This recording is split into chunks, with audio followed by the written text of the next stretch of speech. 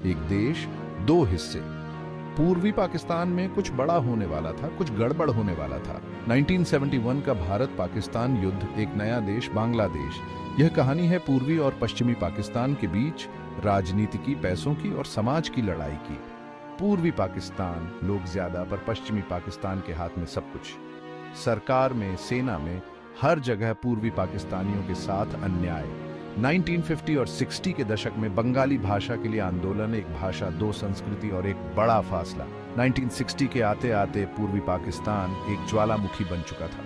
और फिर आया 1970, शेख मुजीबुर रहमान, अवामी लीग और उनकी जीत। उन्होंने मांगी आज़ादी, पर पश्चिमी पाकिस्तान को यह मंजूर नहीं था। उन्होंने चुनाव को ही नकार दिया। पूरा पूर्वी पाकिस्तान सड़कों पर उतर आया। अब आज़ादी की लड़ाई शुरू हो चुकी थी और जवाब में पाकिस्तानी सेना का जुल्म, हर तरफ खून खराबा। लाखों लोग अपना घर बार छोड़कर भारत की तरफ भागने लगे।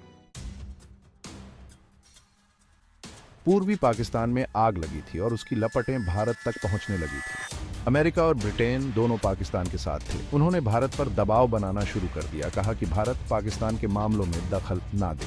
शीत युद्ध का दौर था। अमेरिका को पाकिस्तान की जरूरत थी। अफगानिस्तान में नजर रखने के लिए, भारत को रोकने के लिए।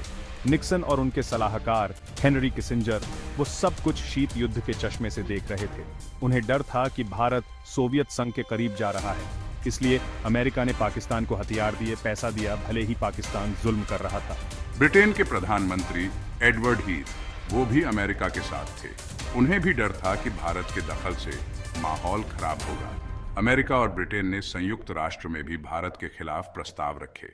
उन्होंने कहा कि भारत पाकिस्तान के अंदरूनी मामलों में दखल दे रहा है, लेकिन सोवियत संघ, वो भारत के साथ था। उसने अपना वीटो पावर इस्तेमाल करके भारत को बचा लिया।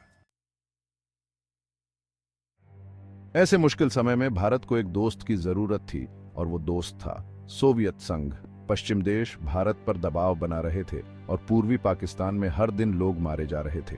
भारत और सोवियत संघ दोनों एक साथ आने लगे थे। 1950 के दशक से ही दोनों चाहते थे कि दुनिया में सिर्फ अमेरिका का राज ना हो। सोवियत संघ के नेता लियोनिद ब्रेजनेव, उन्होंने समझा कि दक्षिण एशिया में क्या हो रहा है, उसका असर पूरी दुनिया पर पड़ेगा। उन्होंने सोचा कि यह एक मौका है भारत के साथ अपने रिश्ते और मजबूत करने का। और इसी सोच के साथ अगस्त 1971 में भारत और सोवियत संघ ने एक ऐतिहासिक संधि पर दस्तखत किए। इस संधि ने भारत को एक सुरक्षा कवच प्रदान किया, ऐसे समय में जब भारत को दो तरफ से युद्ध का डर सता रहा था। इस संधि में यह भी लिखा था कि अगर किसी तीसरे देश ने भारत या सोवियत संघ पर हमला किया तो दोनों देश एक दूसरे की मदद करेंगे। इस संधि के बाद सोवियत संघ ने भारत को अपने सबसे आधुनिक हथियार देने शुरू कर दिए। T-55 टैंक, माइग-21 लड़ाकू विमान और भी बहुत कुछ। सिर्फ हथियार ही नहीं, सोवियत संघ ने भारत को पैसा भी दिया और दुनिया भर में भारत का साथ दिया। यह संधि दुनिया के लिए एक संदेश थी कि पाकिस्तान के खिलाफ लड़ाई में भारत अकेला नहीं है।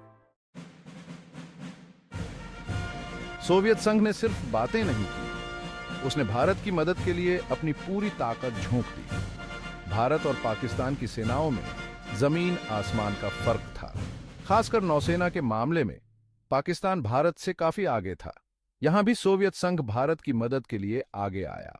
सोवियत संघ ने भारत को T-55 टैंक, MiG-21 लड़ाकू विमान और ऐसी मिसाइलें दी जो हवा में ही दुश्मन के विमानों को मार गिरा सकती थी। सोवियत संघ ने अपने सैन्य सलाहकार भी भारत भेजे, जो भारतीय सैनिकों को इन नए हथियारों को चलाना सिखा रहे थे। सोवियत संघ की इस मदद ने युद्ध का रुख ही बदल दिया। अब अमेरिका और उसके साथी यह सोचने पर मजबूर हो गए थे कि अगर उन्होंने पाकिस्तान का साथ दिया तो उन्हें सोवियत संघ का सामना करना पड़ेगा। 1971 के युद्ध में सोवियत संघ ने जो सबसे बड़ा काम किया वह था बंगाल की खाड़ी में अपनी नौसेना को भेजना।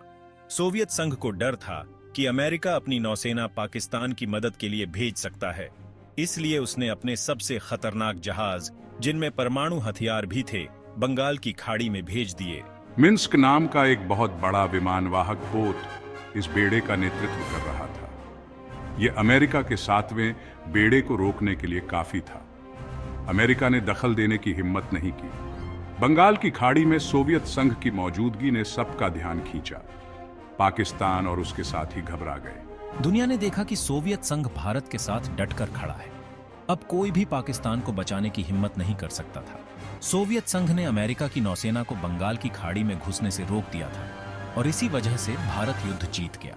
सोवियत संघ की नौसेना ने पाकिस्तान को भारत के शहरों पर हमला करने से भी रोका।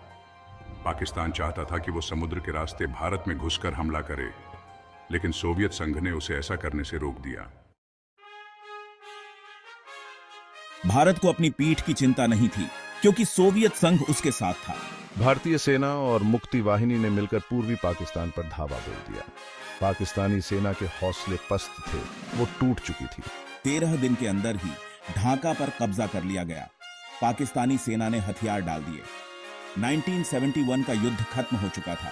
बांग्लादेश आजाद हो चुका था। बांग्लादेश के लोगों ने दिखा दिया था कि आजादी के लिए वो किसी भी हद तक जा सकते हैं। 1971 के युद्ध ने दुनिया का नक्शा बदल दिया। सोवियत संघ की वजह से ही भारत यह युद्ध जीत पाया था और इस जीत ने भारत और सोवियत संघ की दोस्ती को और मजबूत कर दिया। अमेरिका को समझ आ गया था कि अब एशिया में उसकी नहीं चलेगी। बांग्लादेश का बनना, भारत का मजबूत होना, यह सब अमेरिका के लिए एक झटका था। पाकिस्तान कमजोर हो गया था और भारत एक ताकतवर देश बनकर उभरा था। यह युद्ध भारत, पाकिस्तान और बांग्लादेश तीनों देशों की राजनीति को हमेशा के लिए बदल दिया। 1971 का युद्ध सिर्फ एक युद्ध नहीं था, यह भारत और सोवियत संघ की दोस्ती का प्रतीक था। यह दोस्ती बनावटी नहीं थी, यह दोनों देशों के हितों और सोच पर आधारित थी।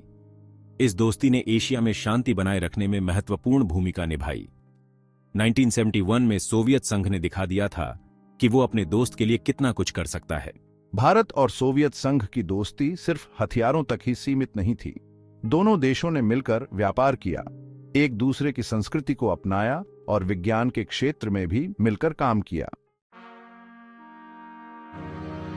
1971 का युद्ध एक ऐतिहासिक घटना थी।